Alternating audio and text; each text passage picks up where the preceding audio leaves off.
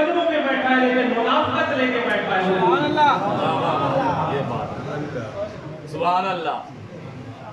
जनाबे वाला उन्होंने अपने गुलाम से कहा कि हम बारी करेंगे, थोड़ी देर तुम बैठोगे मुझ पर, फिर मैं बैठूंगा, बारी बारी। हमारे गुलाम था और आप गुलाम को गुलाम के तौर पर ऊँट पर बैठे बैठे रहते तो उसको क्या एतराज है, बल्कि कई सवारियां लेकर आप आ सकते थे।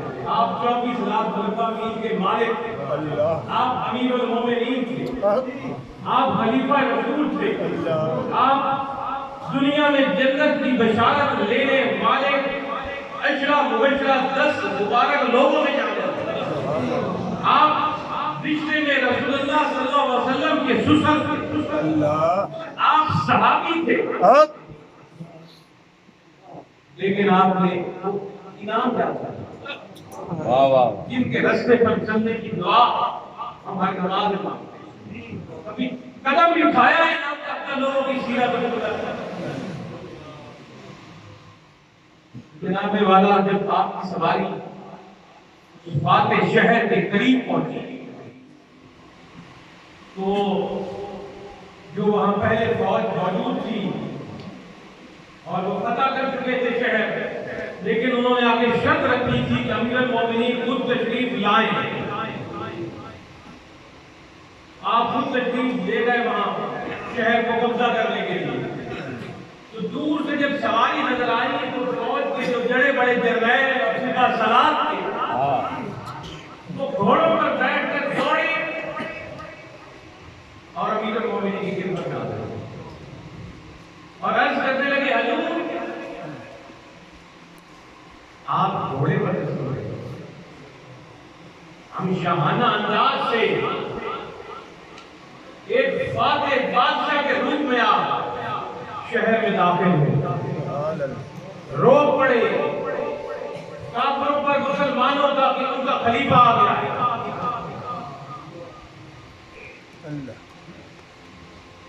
आपने गुलाम को कब उठाया, खुद की मुहार पड़ी हुई है, उन लोगों पर क्या उन्होंने ये अपनी तरफ से हजूर को मशवरा दिया, आज के लोगों के पास चंद रुपया आ जाए छोटा सा पौधा आ जाए, लेकिन ये इनाम याफ्ता लोग थे जिन पर अल्लाह के कुर्ब के दरवाजे खुल गए थे, जो रहती दुनिया तक सितारों की तरह चमक रहे हैं हमारी रहनुमाई के लिए। जनाबे वाला उमर फारूक का जवाब है, अल्लाह आपकी आंखों में आंसू जाएगा।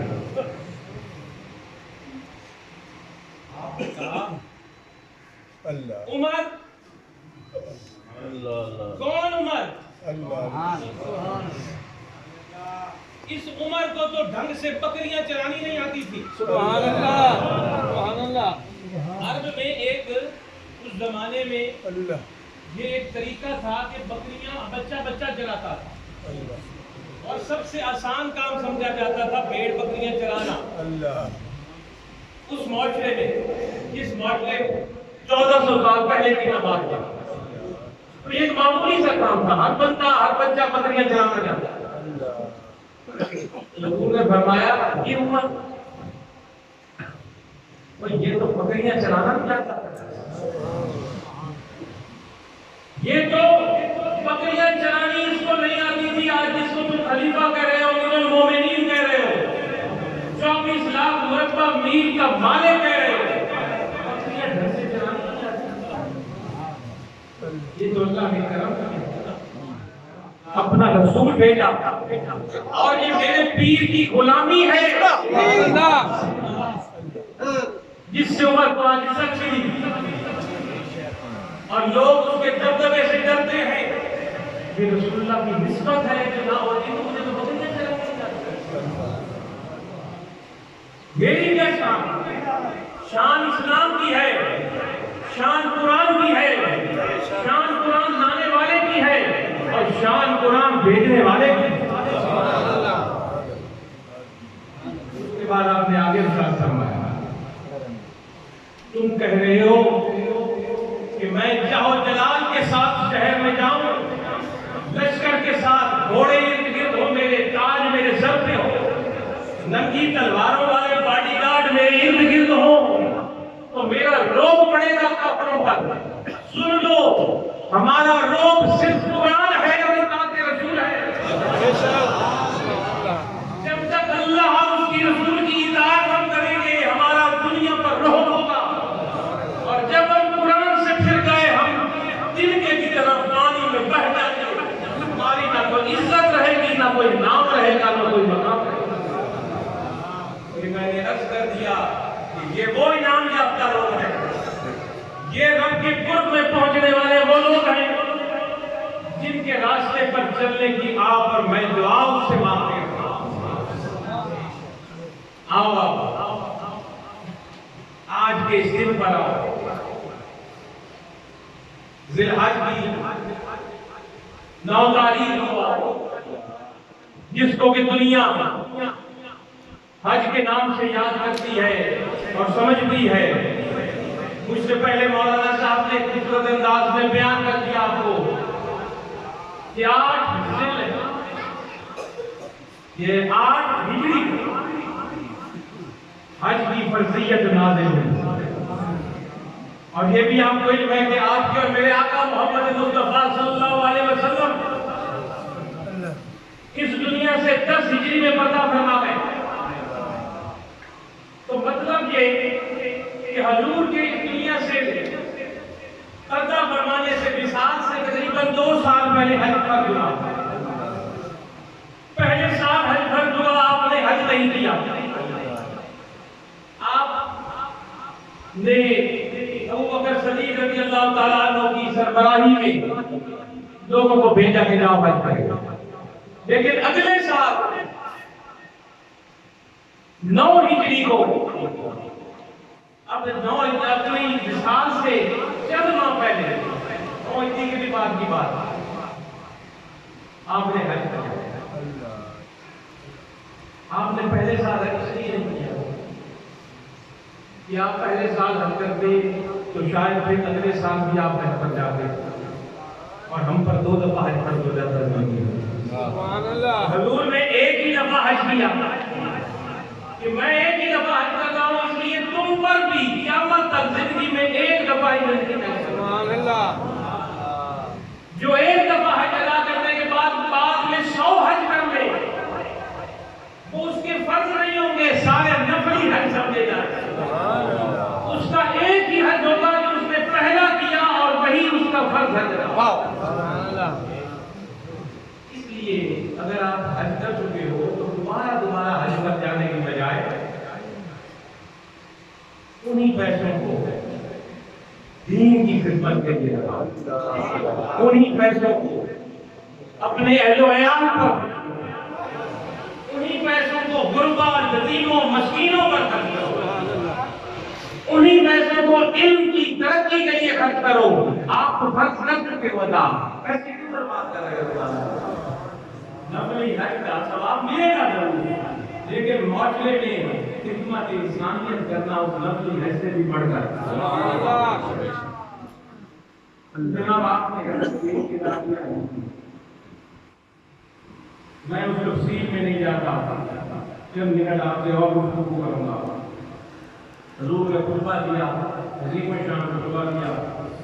आपके पूरी की पूरी जो 23 साल तबलीग का वक्त था इस दुनिया के अंदर, आपने उसका निचोड़ उस अपने मुख्तसर से 20-25 मिनट या आधे घंटे के खुतबे में रख दिया। हजूर का मामूल था, हजूर कभी तवील तकरीर नहीं किया करते थे, मुख्तसर खिताब फरमाते थे, जामे खिताब फरमाते थे। ये आज रिवाज है, पूरी रात तकरीरें लगी रहती हैं और लोग फराइज से काफिल होकर बैठ जाते हैं, महफिलों में बैठे रहते हैं लेकिन फराइज से काफिल हो जाते हैं, वाजिबात से काफिल हो जाते हैं। हजूर मुख्तसर किताब फरमाते थे और मुख्तसर नमाज की जमात कराया करते थे लोगों की सहूलत के लिए। जल्दी से नमाज पढ़ा देते थे और जल्दी से अपनी तकरीर भी खत्म कर दिया। जो लोग इस्लाम की तरफ किसने हो? सुभान अल्लाह तो रस्ते थे कि जुबान बोले और हम सुने। सुभान अल्लाह हुजूर जब जमात बनाते थे और पीछे किसी बच्चे के रोने की आवाज आती, उस जमाने में औरतें भी मस्जिदों में नमाज पढ़ती थी। आज भी औरतों का मस्जिदों में आकर नमाज पढ़ना जायज है, शर्त के नमाज के लिए मस्जिद में मुनासिब जगह मौजूद हो। आज जब मस्जिद नबी में देखें तो औरत के साथ उसके हराम में लेके आते हैं या अगर बेहयाई की साथ बाजारों में औरतें घूम सकती हैं, थिएटरों में जा सकती हैं, तमाशबीनों में जा सकती हैं, तो मस्जिद में नमाज पढ़ने क्यों नहीं आ सकती?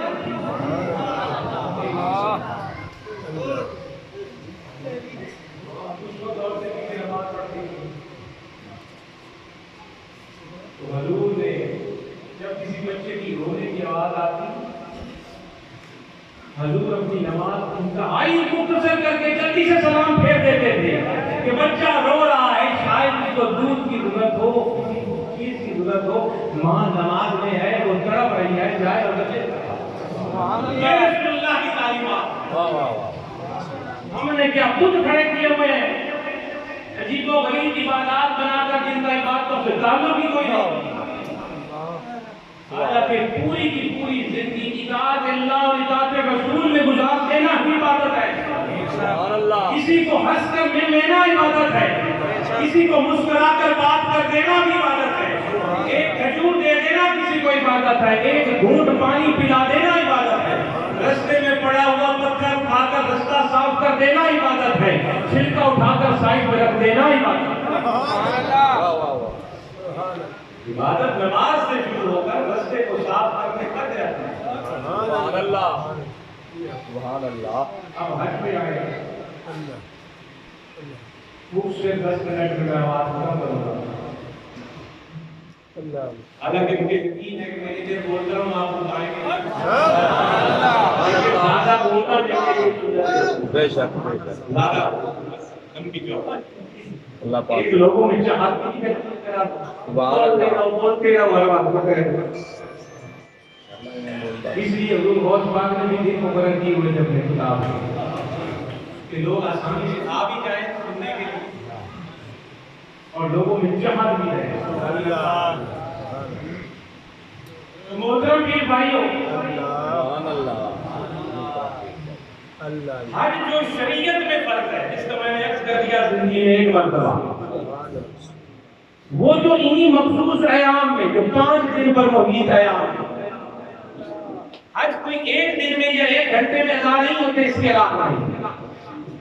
ये जो टीवी पर आप देखते हो कि ये अरफात में खुतबा हो गया तो हज हो गया, नहीं, ये तो एक रुकने आज़म है, खुतबा सुनना और दौर और असर की इकट्ठी नमाज पढ़ के वहां से दवाला हो जाए, वरना हज कम से कम 5 दिन लगते हैं उसको, तमाम उसके जितने भी उसके रुकन हैं उसको अदा करने। जो शरीयत में हक फर्ज है हज, जिंदगी में हर साहिब निसाब में एक मरतबा, वो जो इन्हीं 5 अयाम में मक्का और उसके मज़ाफ़ात में ही अदा होता है। दुनिया के ना किसी और हिस्से में अदा हो सकता है वो हज, और ना इन 5 दिनों के अलावा किसी और महीने में कोई मक्का चला जाए और कहे मैं हाजी बनाया, वो भी नहीं हो सकता। चाहे जितने आप काबे की तवाफ कर लो, चाहे जितनी दफा अराफात, मिना, मुज़दलिफा में आप आ जाओ, चले जाओ, लेकिन ये महीना भी ना हो और 8, 9, 10, 11, 12 की ये तारीखें भी ना हो, तो हज तो वो फर्जियत वाला तो अदा हो नहीं सकता। वो तो सिर्फ और सिर्फ होगा यकीनी अयाम में। तो ये बात यहाँ आपके दिल में बैठ गई ना, तो कोई ये बात कहे कि जी पीर कहते हैं हज करो, हमें देखने से हज हो जाती है। फर्जियत वाली हज, मैं उस बात में आगे आऊंगा आपको समझाने के लिए। फर्जियत वाली हज सिर्फ इन्हीं 5 अयाम में मक्का और उसके मज़ाफ़ात में ही होगी। अब आइए, शुक्र है बात ऐसे सुभान अल्लाह। बाज ऐसे काम है अल्लाह जिनका सवाब हज जैसा मिल जाता है। समझ आई मेरी बात? समझ के जानिए ये मेरी बात कि हम पर इल्जाम लगता है हज करवाते हैं, जैसे आप लोग आके बैठे हज जब नहीं करवाते। हज सिर्फ मक्का और उसके मज़ाफ़ात में इन 5 अयाम में ही होगा, और कहीं नहीं होगा। कोई कुतुब, कोई वली, कोई पीर, कोई फकीर, कोई आलिम, कोई फलसफी ये नहीं कह सकता कि हज कहीं और है। लेकिन बात काम ऐसे होते हैं कि उनका सवाब हज जैसा मिलता है। फर्ज हज नहीं होता है, लेकिन बात काम ऐसे होते हैं कि इनका सवाब फर्ज हज जैसा मिलता है। जैसे कि रसूलुल्लाह सल्लल्लाहु अलैहि वसल्लम ने फरमाया, जिसने बाप को मोहब्बत से देखा उसको हज मकबूल का सवाब,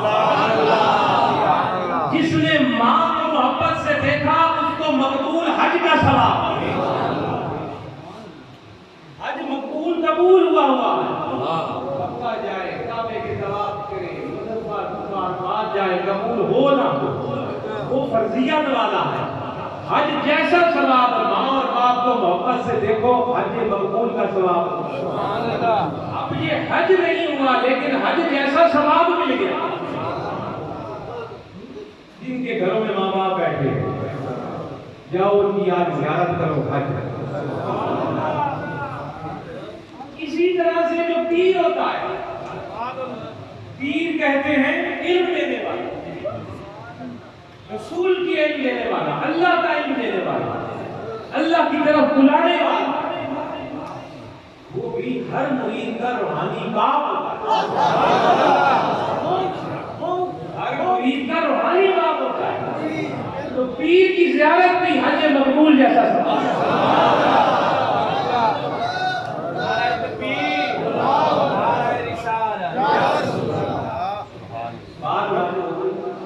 मैंने शरीयत का लिबादा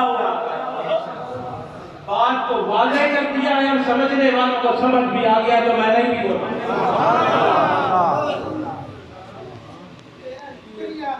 अब ये जो हम जाकर मक्का मुअज़्ज़मा में और उसके अतराफ में करते हैं, ये है क्या? इस पर 5-7 मिनट आपसे गुफ्तगू करके इजाजत चाहूंगा। ये है क्या? एक तो हज का मकसद रज़ाए इलाही, इसमें कोई शक कोई शुबा ही नहीं। इबादत बनती ही तब है जब नियत रज़ाए इलाही हो। अगर नमाज की नियत रज़ाए इलाही है तो वो इबादत है। अगर नमाज की नियत लोगों के आगे नमाजी बनना है तो वो इबादत नहीं। अगर रोजे की नियत रज़ाए इलाही है तो वो इबादत। अगर रोजा इसलिए रखना है कि लोग मुझे रोजेदार कहें तो वो इबादत है। अगर ज़कात देना, सदका और खैरात देना नियत ये है कि अल्लाह की रज़ा, इबादत, वरना इबादत नहीं।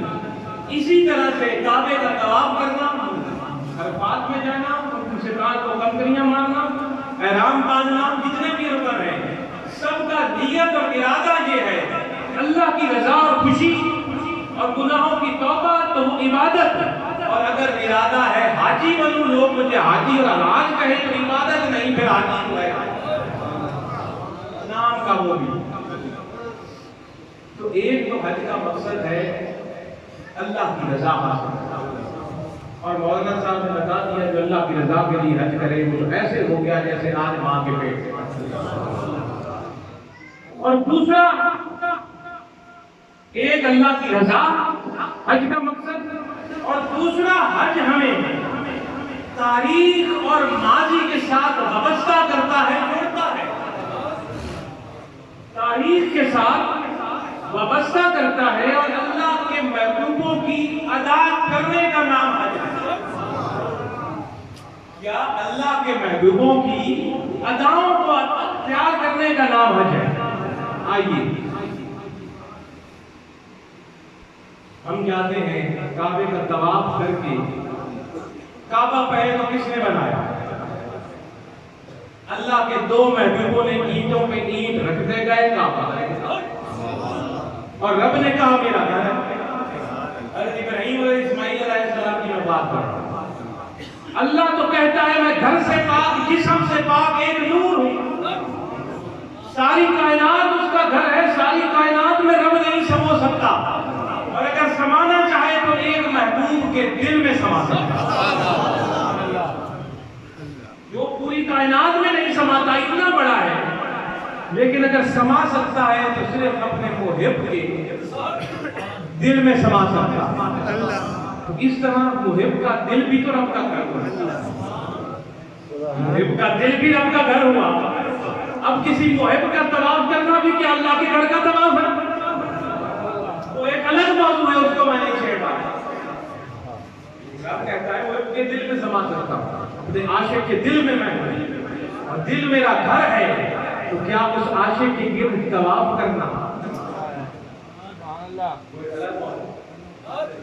तो जनाबे वाला काबा, जिसको हज़रत इब्राहीम अल्लाह के महबूब नबी, हज़रत इस्माईल अल्लाह के महबूब नबी अपने हाथों से एक ईंटें रख रख कर एक इमारत बनाई। हालांकि रब कहता बन जा तो बन जा,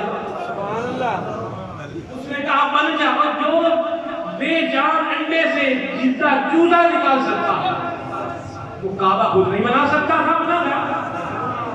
लेकिन उसने अपने महबूब को कहा मेरा घर बनाओ, काबा बन गया। अब काबे के गिर्द गिर्द चक्कर लगाए, वो तो कहीं भी नहीं समा रहा रब तो, और काबा बनाया रब के महबूबों ने। एक ये अदा है काबे में जाने की। अब जब आप चक्कर मुकम्मल करके हिजरा अस्वद पर पहुंचते हो, उसको पत्थर को बोसा नहीं दे सकते। रश है तो दूर से सलाम करना है, ये हिस्सा है तवाफ का। मतलब आपका तवाफ मुकम्मल नहीं होगा, उम्रा मुकम्मल नहीं होगा, हज मुकम्मल नहीं। वो पत्थर क्या है और बोसा क्या है?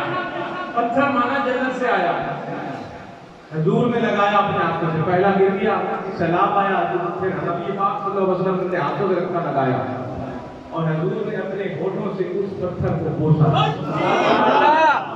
सुभान अल्लाह। उमर फारूक जब काबे का तवाफ करके उस पत्थर के पास पहुंचे तो फरमाते पत्थर तू पत्थर है, ये उमर तुझे कभी ना चूमता अगर तुझे मुस्तफा के होठ ना। सुभान अल्लाह, सुभान अल्लाह। सुना काबा बनाया मैं, और काबे का तवाफ करके पत्थर को बोसा देना किसकी अदा? सुभान अल्लाह, रब के महबूब। सुभान अल्लाह। अब उधर से आगे आ जाओ, अब जाओ कि जब तवाफ पूरे हो जाए, बोसा पूरा हो जाए, तो कहां जाओ? मकाम इब्राहीम पर नफल पढ़ो। मकाम इब्राहीम पर 2 नफल नहीं पढ़ोगे तो हज और उम्रा नहीं। मकाम इब्राहीम क्या है? मकाम इब्राहीम अल्लाह के महबूब के कदमों के निशान।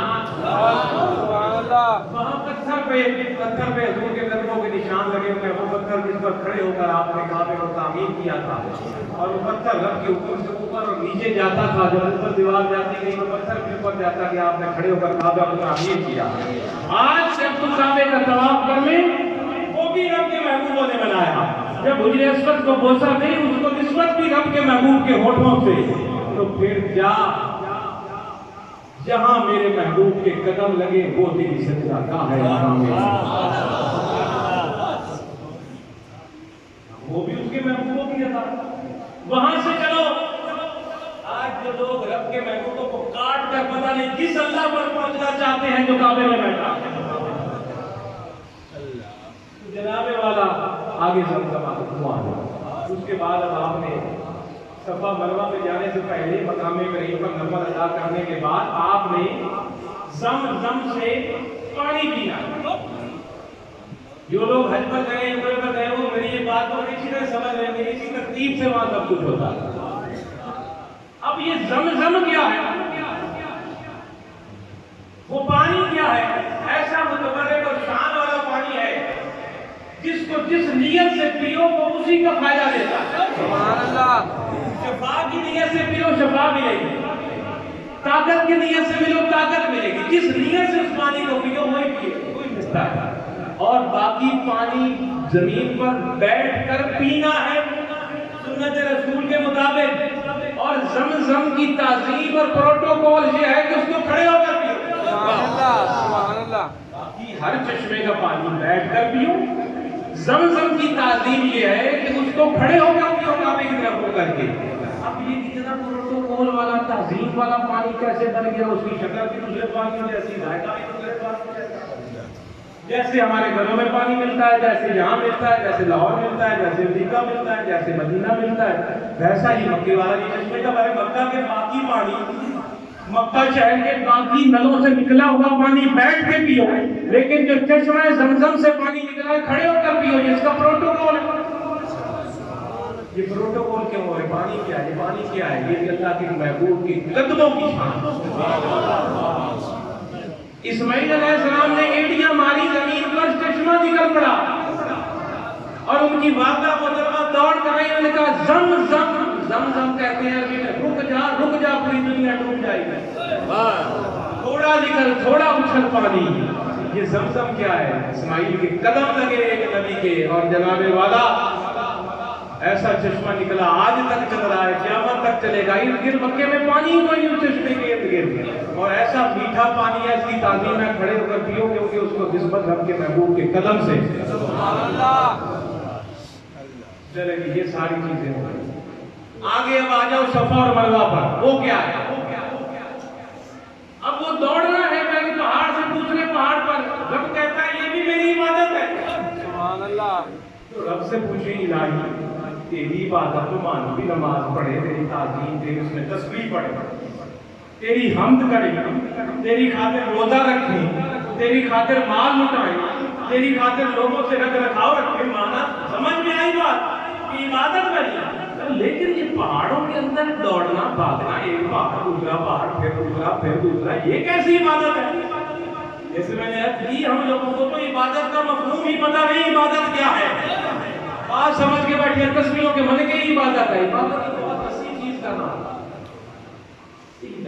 ये काबे के अंदर ठीक है, मानिए एक पहाड़ सफा, एक पहाड़ मरवा, ये इसमें अब दौड़ना ये भी इबादत है। रब ने कहा ये भी इबादत है, क्योंकि यहाँ कदम लगे एक मेरी महबूबा वलिया का। आज दौड़ो क़यामत तक। कोई कुतुब आएगा तो दौड़ेगा, कोई गौस आएगा तो दौड़ेगा, कोई अब्दाल आएगा तो दौड़ेगा, कोई रसूल आएगा तो दौड़ेगा, कोई नेक आएगा तो दौड़ेगा, मुत्की आएगा तो दौड़ेगा। जितना भी बड़े से बड़ा हो, यहाँ दौड़ोगे तो इबादत बन जाएगी कि मेरी महबूबा की निर्देश। अच्छा, जिसने दौड़ने के साथ चक्कर है तो वहां उन्होंने इस्माइल को रखा था जहाँ ज़मज़म, और भाग के गई सफा पर कि देखो शायद दूर देखो कहीं पानी नजर आए, कुछ ना होगा। फिर भाग के गई मरवा पर, कुछ नजर आए, कुछ नजर आए। इस अफरा तफरी में उन्होंने 7 चक्कर लगाए और नजर किधर थी? नजर इस्माइल पर। आज जब आप सफा मरवा पर चलो तो निगाह काबे की तरफ रखो, वो भी अदा है महबूबा। और फिर आगे आइए, आपको सुनकर मजा आएगा। सफा मरवा पर जो लोग चलते हैं उनको पता है कि एक जगह ऐसी है जहाँ दौड़ा जाता है, तेज हुआ जाता है कि कंधे मार कर तेज चलो यहाँ से यहाँ तक। ये क्या है? आराम से चलो, और यहाँ पर तेज चलो, बाकी आराम से चलना इबादत, वहाँ तेज चलना इबादत। आओ देखो किस तरह अल्लाह अपने महबूबों की एक एक अदा को इबादत बनाता। ये जब वो बीबी हाजरा वहां चल रही सफा मरवा पे पानी की तलाश में, और इस्माइल जहाँ ज़मज़म का कुआं है वहां लेटे पाँव मार रहे थे मासूम बच्चे की तरह धूप में, और तो ज़मज़म तो वहां से निकल आने बाद में जाके देखा। ये एक छोटी सी पहाड़ी इस चश्मे और सफा और मरवा जहाँ बीबी चल रही थी, देख रही थी, एक छोटी सी पहाड़ी बीच में मौजूद थी। और ये जिस जगह पर हम तेज दौड़ते हैं, जब इस जगह पर आया जाता था तो वो पहाड़ी रुकावट बन जाती थी। इस्माइल नजर नहीं आता था बीबी को कि जिंदा है कि मर गए हैं, पांव चल रहे हैं कि नहीं चल रहे हैं। इसलिए बीबी वहां से दौड़कर जल्दी से उस पहाड़ी के आगे से गुजरती थी, उस ओट से गुजरती थी, दौड़ के ये जगह क्रॉस कर लूं, आगे इस्माइल फिर नजर आ जाएगा। तो आज हमको वो इतनी अदा पसंद आई कि चलो, लेकिन जब यहाँ पहुंचो मेरी वलिया दौड़ी थी, तू भी दौड़। सुभान अल्लाह। वो इस्माइल को देखने के लिए तू काबे से। ये सारी हज क्या है? एक तो कुर्बे इलाही हासिल करने का तरीका, रब की रजा लेने का तरीका, और फिर जनाबे वाला ये। सुभान अल्लाह। आखिरी बात और उससे इजाजत चाहूंगा आपसे। अब आ जाए इहराम पे। ये इब्राहीम अलैहिस्सलाम का लिबास, उस सुन्नत को लाया। अब आ जाइए मिना में क्या करने जाना है? ये इब्राहीम अलैहिस्सलाम की सुन्नत है, वहां रात गुजारना। अब आ जाइए अराफात में। अराफात में क्या करने जाना है? अराफात का मैदान हजरत आदम और अम्मा हवा की तौबा कबूल होने की जगह है, जबल रहमत है। तो रब ने फरमाया जहां मेरे महबूबों ने खड़े होकर मुझसे माफी मांगी, तौबा की और मैंने कबूल की, आओ सारे हाजी खुदा बगदाद जो भी क़यामत तक आओगे, आओ इस मैदान में तुम भी तौबा करो और मेरे से दुआ करो। अब आगे चलिए, हज खत्म हो रहा है। इसके बाद अरफात के बाद मुज़दलिफा से जनाब कंकरियां चुननी है। क्यों चुनो भाई? ये कौन सी इबादत आखिर?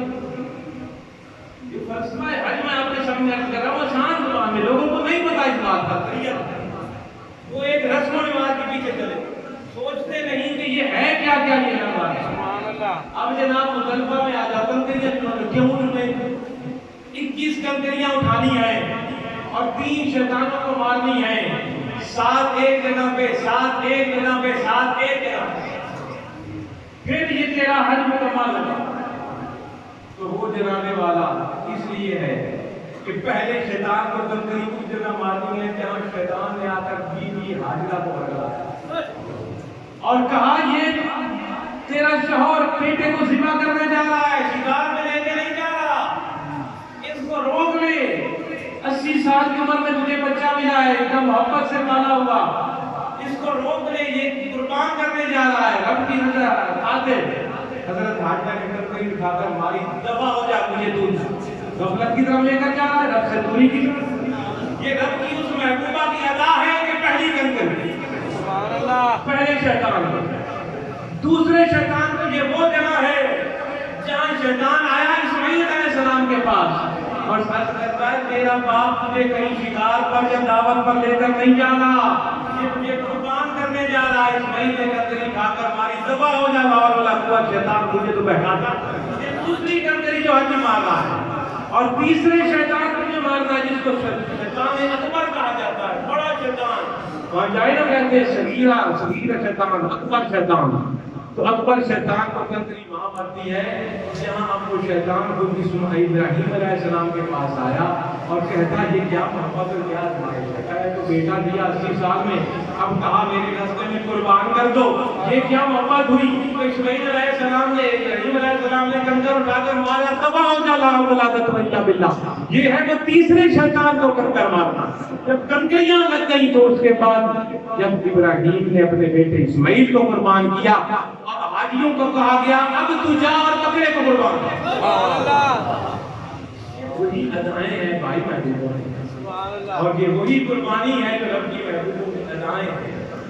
इनका चलना है हमें और इससे तकवा हासिल करना है। यहाँ सिर्फ तकवा हासिल करो, इन चीजों से रब का डर हासिल करो। यही हज का फलसफा है, यही हज की दास्तान है जो मैंने चंद मिनटों में आपके सामने पेश कर दी। तब्दील भी की जा सकती थी, चंद मिनटों में जल्दी जल्दी कुर्बानी की को ताकत दी है। दो, इसका बड़ा सवाब है कुर्बानी करने का।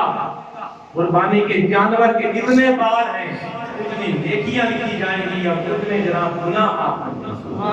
बल्कि यहाँ तक कहीं कहीं आया लिखा हुआ, ये जो मेहनतियां करते हैं ये जो खाना होता है इनका बकरियों का, छोटे छोटे मेंढे ऐसी होती है। मेंढे एक एक मेंढन को ओहद पहाड़ जितना बड़ा करके क़यामत के दिन सदका करके रवाब सवाब दे। एक मोबाइल फोन बेच के ना बकरा कुर्बानी कर लो, जन्नत मिल जाएगा। उसके बाद मोबाइल थोड़े से चंद दिन तंगी की गुजारा करके कुर्बानी कर लो, बड़ा सवाब मिल जाएगा। और रब को ना गोश्त पहुंचता है ना खून पहुंचता है। कुर्बानी भी करो, रब कहता है, और गोश्त भी खा जाओ। काम तो देखो उसका, कुर्बानी उसकी, गोश्त भी कहता खाओ। गरीबों में बांटो, रिश्तेदारों में बांटो, तो बात है खाने से। रब तक सिर्फ वो नियत पहुंचती है जो तेरी नियत क्या थी, अल्लाह का हुक्म मानना। नियत क्या थी, रब के महबूबों की अदाएं अदा करना। नियत क्या थी, कुर्बानी का जज्बा उतारना। नियत क्या थी, अल्लाह की रजा हासिल। अल्लाह रब्बुल इज्जत हमें आज के मुकद्दस दिन को तौबा करने की तौफीक अता फरमाए।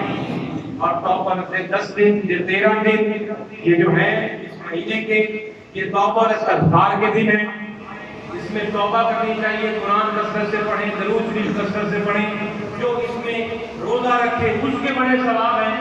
सेहत जिसको इजाजत दे वो रोजा रखे। आज के दिन के रोजे का बड़ा सवाब है। मैं सच्ची बात करूं, पहले मैं रखता था, आज इस साल मैंने आज नहीं रखा। स्कूल में बैठा हूं, सच बात करूंगा। रसूल ने फरमाया वो बात करो जो सच हो, खुद नहीं करते दूसरों को क्यों कहते हो। तो भाई मैं रोजा नहीं रख सका, मेरी तबीयत जो थी ना वो होने के बाद से मुसलसल कमजोर है। अल्लाह खैर अगर वो रोजे जो फर्ज रमजान के कोई रख लेना तो बड़ी बात है। तो इसलिए मैंने रोजा नहीं रखा, लेकिन जो सेहतमंद हो और रखे बड़ा। और आखिरी बात, ये जो बात लोग ये कहते हैं, एक आम मशहूर है बात की वजाहत करते हैं कि जी ईद वाले दिन वो कहते हैं जी मैंने रोजा रखा हुआ है, कुर्बानी की कलेजी से रोजा। एक आम बात की जाती है कि सुबह जनाब मैंने रोजा रख लिया है, तो जब कुर्बानी का जानवर होगा तो उसकी कलेजी आएगी तो उससे मैं रोजा खोलूंगा। ये आम बात हमारे माहौल में चल रही है। इसमें पहली बात तो ये ध्यान रखिए, चंद दिन ऐसे हैं जिनको हुजूर नबी पाक सल्लल्लाहु अलैहि वसल्लम ने फरमाया कि इसमें रोजा रखा ही नहीं जा सकता। जो रखेगा सवाब तो दूर की बात रही, वो हराम काम कर रहा है, गुनाहगार क्या हो रहा है, गुनाहगार हो रहा है, हराम काम कर रहा है। उसमें से 2 दिन तो 2 ईदों के, जो रोजों वाली ईद है उस दिन जो रोजा रखे शैतान है, उस दिन आप नहीं कर सकते। इसी बल्कि हराम तो नहीं, बल्कि हराम के करीब तक ये हराम के इंतहाई कुर्बत है। आज ये कल जो दिन आना है बड़ी जिसको आप कहते हैं, इस दिन रोजा रखना भी हराम है। और इसके बाद अगले 3 दिन जो कुर्बानी के 3 दिन होते हैं, इन 3 दिनों में भी रोजा रखना आ रहा। तो ये 3 और 4 और 5, ये 5 दिन साल में ऐसे हैं कि इनको आप रोजा रख ही नहीं सकते, तो रखेगा गुनाह कर रहा। अब ये जो बात है कि जी कुर्बानी के गोश्त से मैं कलेजी खाऊंगा, ये गलत बात है। आप अगर सुबह उठते हो और नाश्ता ना करो, रोजे की नियत आपने नहीं करनी कि मैं रोजा रख रहा हूँ, कि मैं नाश्ता नहीं करूंगा, ईद पढ़ के कुर्बानी करूंगा और कुर्बानी का गोश्त जैसे ही तैयार हो जाएगा उसकी कलेजी से पहले दिन कलेजी पहले तैयार हो जाएगा। गोश्त भी हो सकता है लेकिन उसके गोश्त से मैं जनाब नाश्ता करूं, तो ये सवाब है, सुन्नत है, लेकिन रोजा नहीं है, ना वो रोजे की अफ्तारी है। हाँ, नाश्ता ना करो कि मैं कुर्बानी के गोश्त से नाश्ता और दोपहर का खाना इकट्ठा कॉल करूंगा, तो ये सवाब है और सुन्नत है। लेकिन ये बात कहनी कि मैंने रोजा या कुर्बानी के गोश्त से रोजा खोलूंगा,